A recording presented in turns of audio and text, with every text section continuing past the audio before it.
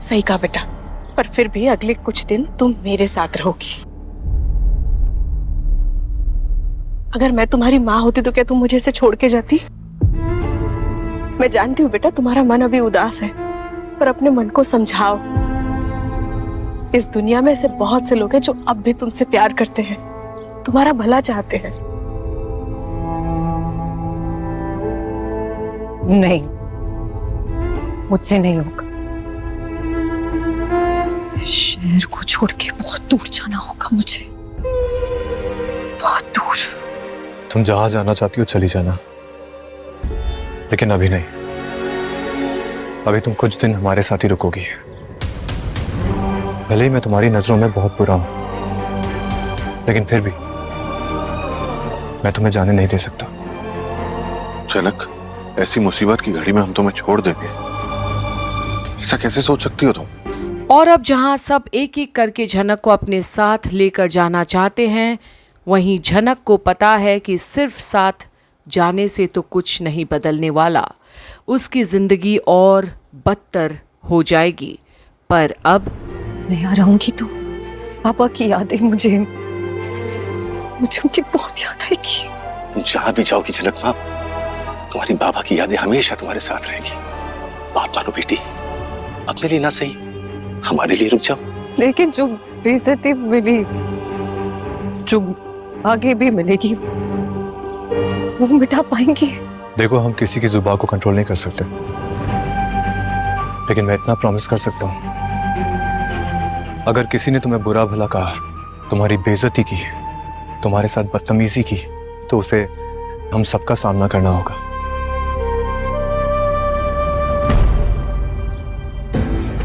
और अंकल, आप अपनी बेटी को समझा दीजिए। कल अर्शी ने झनक के साथ जैसे बिहेव किया था ना, अगर फिर से वो चीज रिपीट हुई तो मैं बर्दाश्त नहीं करूंगा। और अब अनी स्टैंड तो लेता है झनक के लिए, जैसे लेते आया है हर बार। पर क्या अब भी झनक की हिफाजत कर पाएगा इतनी नकारात्मक शक्तियों के बीच? वैसे भी हमारा रिश्ता एक कमजोर धागे से बंधा है, अगर फिर से कुछ गलत हुआ तो वो रिश्ता टूट ही जाएगा। अरे तुम जो कुछ भी कह रहे हो ना बेटा, वो सबसे वाकिफ हूं मैं। अर्शी को सिर्फ मैं समझा सकता हूं बेटा, लेकिन उस घर में ऐसे भी बहुत सारे लोग हैं जो दिन रात उसे भड़काते हैं। कड़वा है लेकिन सच यही है बेटा।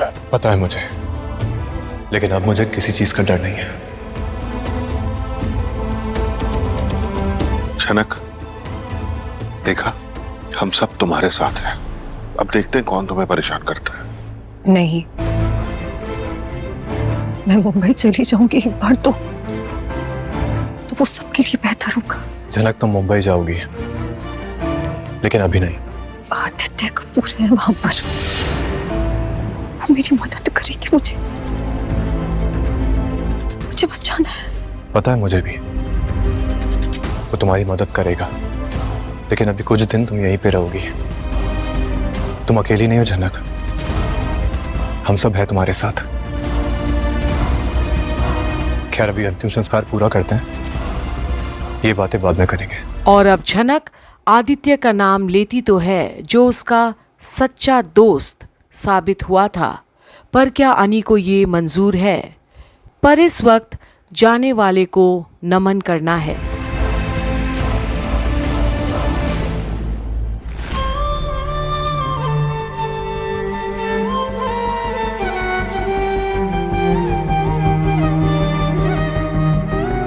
झनक, आओ चलते हैं।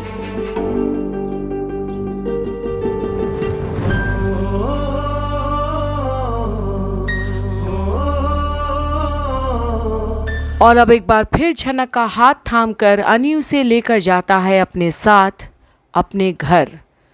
पर बहुत सारी यादें पीछे रह गई है झनक के अंदर उसके साथ। और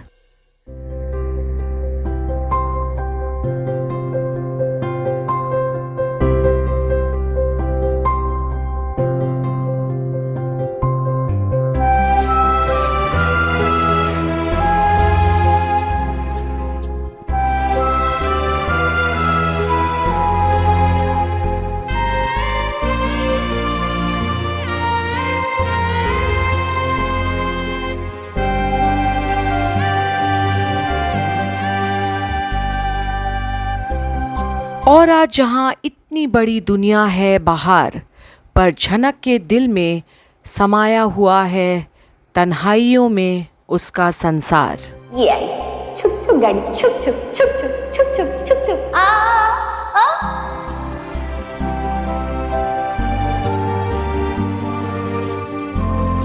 और जो तुम्हारे सामने खड़ा है वो है उस दिन का ब्रिजभूषण जो तुम्हारा पिता है।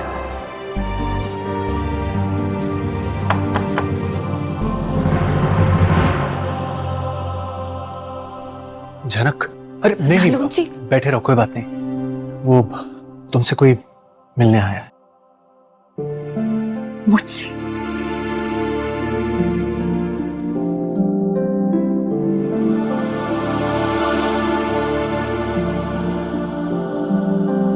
मेघला?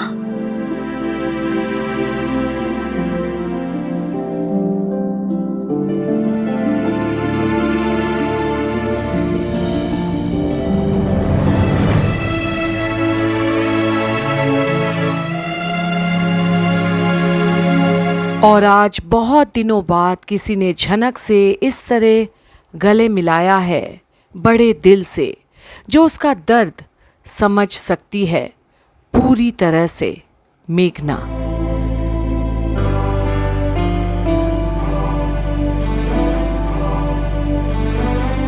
कल वो मेघला आपसे बात कर रही थी तो बातों बातों में मेघला ने माँ को बोला कि वो तुमसे मिलना चाहती।